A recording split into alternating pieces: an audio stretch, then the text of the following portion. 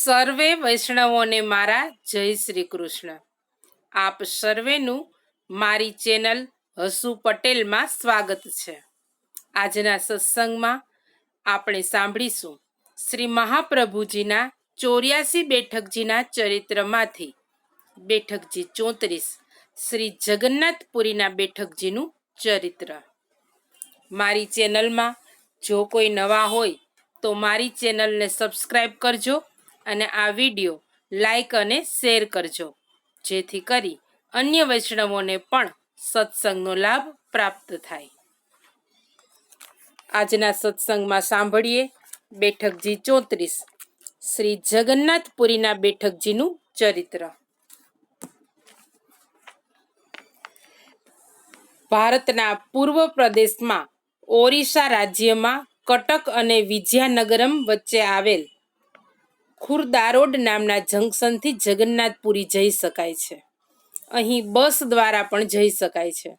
પુરાણોમાં શ્રી પુરુષોત્તમ ક્ષેત્રથી તે પ્રસિદ્ધ છે. અહીં શ્રી જગન્નાથજીનું વિશાળ ભવ્ય મંદિર આવેલું છે. આ ક્ષેત્રનો એવો મહિમા છે કે અહીં વેદની વર્ણ વ્યવસ્થાના કોઈ ભેદભાવ નથી. શ્રી જગન્નાથજીનો સખડી મહાપ્રસાદ શૂદ્રના હાથનો પણ બ્રાહ્મણ લઈ શકે છે. અહીં મહાપ્રસાદનો અનાદર કરનારને મોટો અપરાધ લાગે છે. આવા વિશિષ્ટ તીર્થક્ષેત્રમાં શ્રી જગદીશના મંદિરની બાજુમાં જ શ્રી મહાપ્રભુજીના બેઠકજી પ્રગટ બિરાજે છે. ત્યાં સેવાનો પ્રકાર ચાલે છે. મુકામ કરવા માટે પણ ધર્મશાળાઓની સગવડ છે. શ્રી મહાપ્રભુજી અહીં પધાર્યા ત્યારે એકાદશીનો દિવસ હતો. આપ શ્રી જગદીશ ભગવાનના દર્શન કરી મંદિરના ચોકમાં પધાર્યા ત્યારે કોઈક ભક્તે આપ શ્રીના શ્રી હસ્તમાં શ્રી જગદીશ ભગવાનનો સખડી મહાપ્રસાદ મૂક્યો. આપ શ્રીએ વિચાર કર્યો કે આ ક્ષેત્રમાં એકાદશીના દિવસે પણ શ્રી જગદીશની સખડી લેવામાં કશી બાધકતા નથી, પરંતુ એકાદશીનું વ્રત પણ સચવાય અને અહીંના આ સખડી મહાપ્રસાદનું ગૌરવ પ્રગટ થાય એવું કરવું જોઈએ. તેથી આપ શ્રીએ તે જ સ્થળે ઊભા રહી પોતાના શ્રી હસ્તમાં સખડી મહાપ્રસાદ રાખી એકાદશીનો દિવસ અને રાત મહાપ્રસાદના ગુણાનુવાદ ગાવામાં વ્યતીત કર્યા.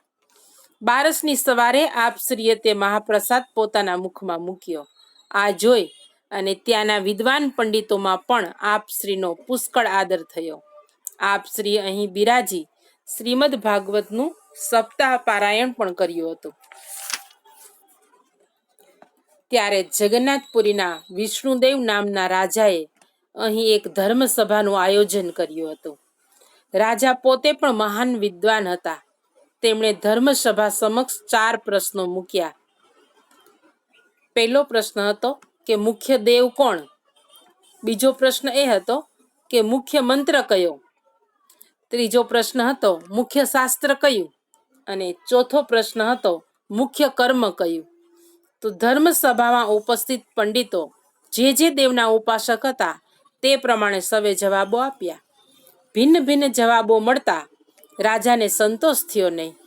તેણે સાંભળ્યું કે અહીં શ્રી વલ્ભાચાર્યજી પધાર્યા છે, જેમનો વિદ્યાનગરમાં કનકાભિષેક થયો હતો. તેથી રાજાએ શ્રી મહાપ્રભુજી પાસે આવી દંડવત પ્રણામ કરી અને વિનંતી કરી કે મહારાજ, મારો સંદેહ દૂર કરી મારા 4 પ્રશ્નોના જવાબ આપો. આપ શ્રીએ યાજ્ઞા કરી, હું ધર્મસભામાં આવીશ અને ત્યાં તેનો વિચાર કરીશ. આપ શ્રીએ વિચાર કર્યો કે જો હું શાસ્ત્ર વચનોથી આ વાત સમજાવીશ તો રાજાનું સંશયશીલ મન તે સ્વીકારશે નહીં. અહીંના રાજાને શ્રી જગદીશ પર પૂરતો વિશ્વાસ છે. તેથી શ્રી જગદીશના શ્રી મુખે જ આ પ્રશ્નોનો જવાબ મળે તો આ જવાબ સૌ સ્વીકારશે.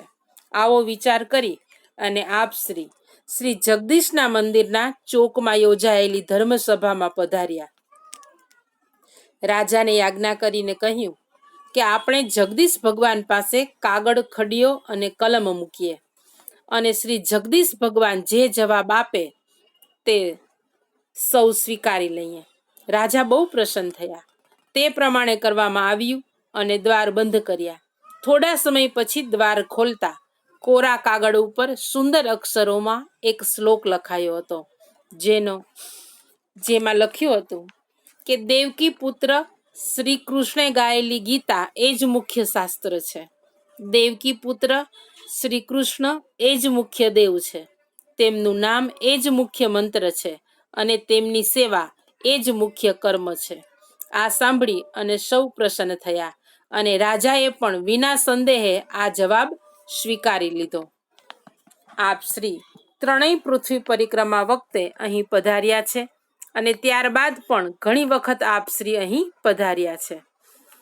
અહીંના આપ શ્રીના સમગ્ર ઇતિહાસની વિગતો તે સમયના એક ગ્રંથમાંથી આજે પણ આપણને મળી આવે છે. તે સમયે રાજ દરબારમાં એવો નિયમ હતો કે રાજ દરબારમાં રોજે રોજ જે કંઈ કાર્યવાહી ચાલતી તેની વિગતવાર નોંધ લખવામાં આવતી. આ નોંધ ઉડિયા ભાષામાં માદલાપંજીના નામે જાણીતી હતી. તે વખતની આ નોંધ આજે પણ આપણને પ્રાપ્ત થાય છે, જેમાંથી જગન્નાથપુરીના શ્રી મહાપ્રભુજીના ચરિત્ર ઉપર ઐતિહાસિક દ્રષ્ટિએ સુંદર પ્રકાશ પડે છે. આ ઉપરાંત આપ શ્રીના પ્રથમ પુત્ર શ્રી ગોપીનાથજીએ અહીંના પોતાના કુળ પુરોહિતને જે વૃત્તિપત્ર લખી આપ્યું છે તેમાં પણ અહીંના ચરિત્ર પ્રસંગનો વિગતવાર ઉલ્લેખ છે. આ બંને પ્રસંગોને આપણે ઝીણવટપૂર્વક સમજવા જેવા છે. મહાપ્રસાદ એ સાક્ષાત કૃષ્ણ અધરામૃત હોવાથી ભગવત સ્વરૂપ છે. તેથી મહાપ્રસાદ કેવી રીતે લેવો એ આપણે સમજવું જોઈએ. કે મહાપ્રસાદ કેવી રીતે લેવો જોઈએ એ ખાસ સમજવા જેવું છે. તો આપણને અહીં એ જાણવા મળે છે કે આપણા ત્યાં પ્રસાદ લેતા સૌથી પહેલા સખડી લેવાનો રિવાજ છે. તે એટલા માટે છે કે સખડી મહાપ્રસાદ રૂપે તેમાં બિરાજતું ભગવત સ્વરૂપ દાંતથી ચાવ્યા વિના ગળી જઈને હૃદયમાં પધરાવી શકાય. માટે તેમાં બિરાજતા ભગવત સ્વરૂપને સુગંધ દ્વારા હૃદયમાં પધરાવી તે કોળિયો મુખમાં મૂકવો. આવી જ રીતે બીજો કોળિયો પણ લેવો. પહેલો કોળિયો એ મહાપ્રસાદ છે, બીજો કોળિયો એ પ્રસાદ છે અને ત્રીજો કોળિયાથી આરંભીને બાકીના કોળિયા પેટ ભરવા માટેનું પ્રસાદી અન્ન છે. તેથી જ શ્રી સુરદાસજીએ પણ ગાયું છે કે મહાપ્રસાદ તનક તનક લીજે. આ ક્ષેત્રમાં આજે પણ શ્રી મહાપ્રભુજી વૈષ્ણવોના હાથની સખડી આરોગે છે અને તેથી ચંપારણ્ય જનાર વૈષ્ણવો શ્રી મહાપ્રભુજીને સખડી આરોગાવવા જગન્નાથપુરી અવશ્ય જાય છે. આપણા ત્યાં બિરાજતા પ્રભુનું મુખારવિંદ એટલે જ શ્રી મહાપ્રભુજી છે. તેથી જો આપણે પ્રભુને દરરોજ સખડી ભોગ ધરીએ તો જગન્નાથપુરી ગયા વિના ઘરમાં રહીને દરરોજ શ્રી મહાપ્રભુજીને સખડી આરોગાવી શકાય. શ્રી જગન્નાથપુરીના બેઠકજીમાં બિરાજતા શ્રી વલ્લભને આપણા સૌના પૂર્ણ પ્રેમે દંડવત પ્રણામ પહોંચે. આજના સત્સંગને વૈષ્ણવો અહીં વિરામ આપીશું. શ્રી વલ્લભાધીશ કી જય. સર્વે વૈષ્ણવોને મારા જય શ્રી કૃષ્ણ.